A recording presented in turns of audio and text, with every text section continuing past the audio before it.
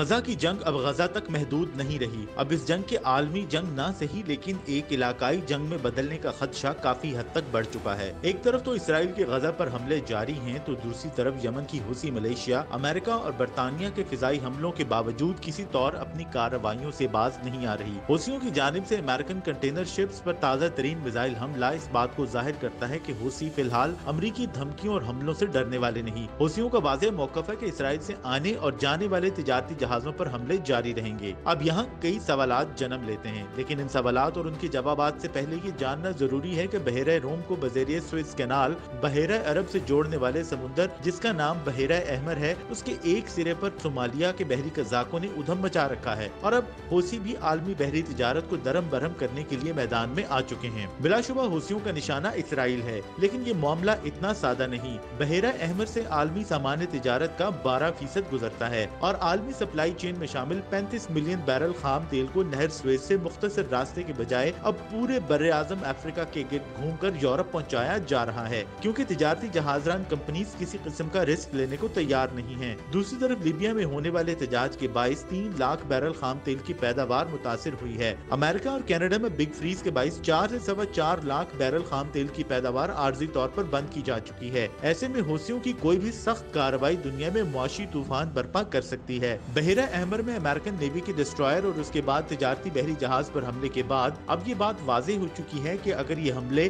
نہ رکے تو اسرائیل کو تکلیف ہو یا نہ ہو، لیکن دنیا کے وہ ملک جن کی درآمدات و برآمدات بحیرہ احمر سے گزرتی ہیں وہ ضرور متاثر ہوں گے۔ اسرائیل کو فی الحال حوثی حملوں سے کوئی براہ راست نقصان نہیں ہوا، کیونکہ اسرائیل کی زیادہ تر تجارت بحیرہ روم کی بندرگاہوں سے ہوتی ہے، لیکن ماہرین کا کہنا ہے کہ حوثی حملوں کے اسرائیلی معیشت پر دور رس اثرات ضرور مرتب ہوں گے۔ حوثی اہم ترین تجارتی گزرگاہ خلیج باب المندب میں درجنوں حملے کر چکے ہیں۔ امریکہ اور اس کے اتحادی ٹاسک فورس 153 کے تحت بحیرہ احمر میں کئی جنگی جہازوں کو متحرک کر چکے ہیں، لیکن حوثیوں کی پالیسی واضح ہے کہ غزہ پر اسرائیلی جارحیت بند ہونے تک ان کے حملے بھی بند نہیں ہوں گے۔ ایشیا اور یورپ کو ملانے والے بحیرہ احمر سے یومیہ اوسط کے مطابق 50 کے لگ بھگ تجارتی جہاز 6 سے 9 ارب ڈالر مالیت کا سامان لے کر گزرتے ہیں، جو سالانہ 1 ارب ڈالر بن جاتے ہیں۔ سو اس معاملے کو ایسے نہیں چھوڑا جا سکتا۔ اب تک حوثیوں کے حملے میں امریکہ یا اس کے کسی بھی مغربی اتحادی کا جانی نقصان نہیں ہوا۔ دوسری طرف شام اور عراق میں ایرانی حمایت یافتہ ملیشیاز ہلکے پھلکے حملوں سے شاید وارم اپ ہو رہی ہیں۔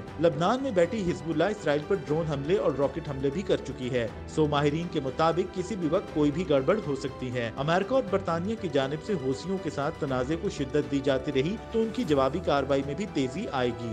غزہ جنگ سے پہلے ایک طرف سعودی عرب اور اسرائیل پینگیں بڑھا رہے تھے تو ساتھ ہی سعودی عرب نہ صرف ایران بلکہ حوثیوں کے ساتھ بھی تعلقات کو درست کرنے یا کم از کم معمول پر لانے کی کوششوں میں مصروف تھا۔ ایسے میں حوثی یقیناً امریکہ اور برطانیہ کے نزدیک آگ سے کھیل رہے ہیں۔ دونوں کی جانب سے حوثیوں کو کافی وارننگز بھی دی جا چکی ہیں۔